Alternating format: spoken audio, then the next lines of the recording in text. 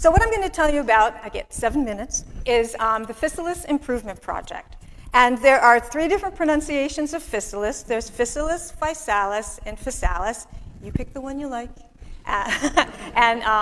We say Physalis. So let me go here. Okay. So there are about 120 different types of Physalis. And the Physalis that you might be most familiar with is tomatillo. But we chose to work with ground cherry and goldenberry because we felt that in addition to answering our basic fundamental research questions, that these crops had some potential as specialty fruit crops and also to help diversify our food supply and give farmers another option of a crop to grow. But they need some improvements, and I'll tell you about that. So ground cherry you'll sometimes find in farmers markets, and goldenberries you'll occasionally find in grocery stores. And people often ask me, well, what do they taste like? And they expect them to taste like a cherry tomato. They are related to tomato, but they're not. They're sweet. Ground cherry has a very sweet flavor. Goldenberry has a sweet tart flavor. And we're collecting germplasm, or different types of plants from around the world.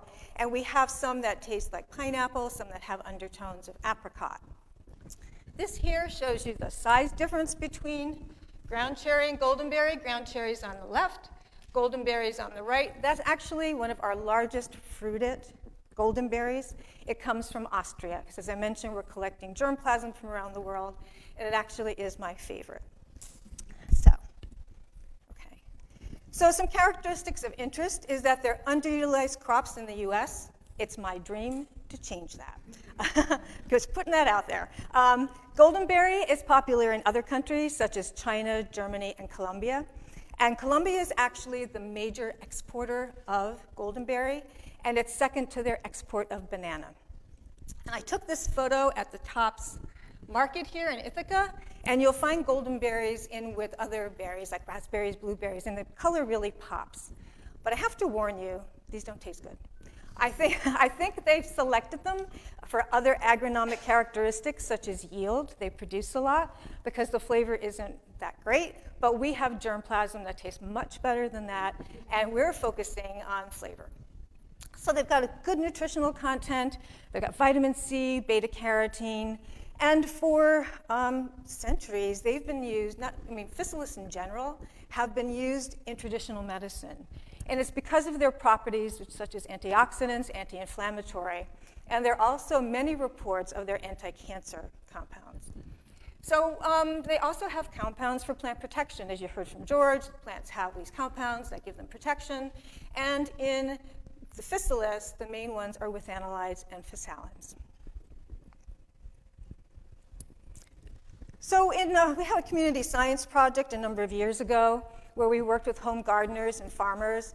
And the top 2 characteristics that they said needed improvement for them to adopt on a larger agricultural scale are plant growth habit of ground cherry and goldenberry and the fruit drop problem in ground cherry. For those of you who participated in the community science activity, you know about that fruit drop problem. So it's our intent to take these underutilized species, not only to produce them as a specialty fruit crop, but as a model to inspire others to take underutilized species and improve them as a way to diversify our food supply. So I've included some images here. Here on the left, these are some goldenberries in our field in Ithaca. These plants were put in the field at the end of May, and this is taken in July. For a size reference, these metal stakes here are 6 feet from the ground to the top of the stake. These plants will continue to grow and grow and grow and overgrow the stakes. We also have to trellis them. But you can imagine, on a larger agricultural scale, that's a lot of work for farmers. Same story for ground cherry. Here in the foreground is ground cherry, in the background is goldenberry. They don't grow, they grow slower, so they don't grow as tall as fast, but they have this sprawling growth habit and need to be staked and trellised.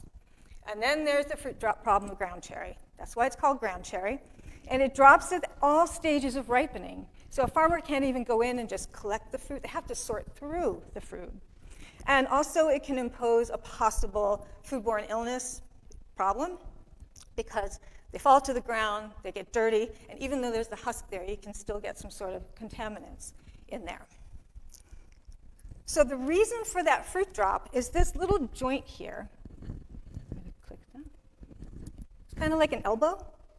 And my group has been studying the biology of that region to find out what approaches we can use to fix that fruit drop problem.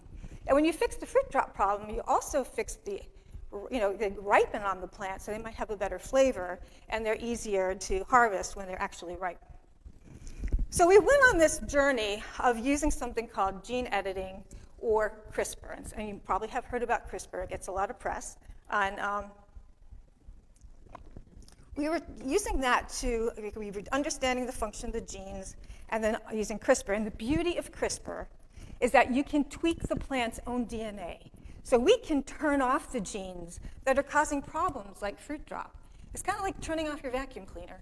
Turn it off, doesn't work. Turn off a gene, it doesn't work. And we've shown that in two situations here. So here on the left is that the wild type or the non-edited material. And here are plants on the right that have been edited. Notice the fruit drop? None. So that was really exciting for us to see that. Then a similar story with plant growth habit. These plants in the background are ground cherries that have not been edited, wild type. The ones in the front have been edited by targeting a gene called brachytic. And you can see they are definitely more compact. Similar story with goldenberry. Plants on the left, not edited. Plants on the right, we edited a gene called erecta. And if you're going to go on a tour later, I'll be in the greenhouse that has these edited goldenberry plants, and I'll be able to show you them firsthand and talk a bit more about them. So looking to the future, we need to further evaluate this material to make sure that we're not having any negative effects on other characteristics such as sugar content, flavor. We're really focused on making sure we have good flavored ones, fruit size, and other characteristics such as yield. And then the next step will be to get these into the hands of plant breeders so that they can make them even better, and then get them to farmers. So this is my last slide, and I want to acknowledge my current group, except for our interns here, Jillian, Jordan, and Sylvia, who spent the summer with us, and now they're back at school.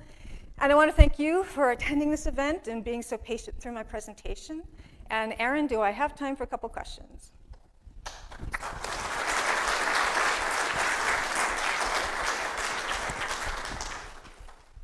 Questions? Yes. Hey, Lynn. Joyce, great work. Thank you. There must be a reason for that gene you turned off that caused the plant to drop these fruit early. Mm-hmm. Is it logical that the plant it evolved to be able to do that on purpose? Yeah, I think probably part of that evolution was for the continued growth of the plant because they reseed and they'll come back up. I made a mistake one time of ones that we had here, and I said, I'll just throw them in my compost bin. And when I threw in my compost bin, and then next year I had a lot of ground cherries and goldenberries growing. So I think that's part of the evolution that probably for be able to persist to the next generation. Yeah. Done.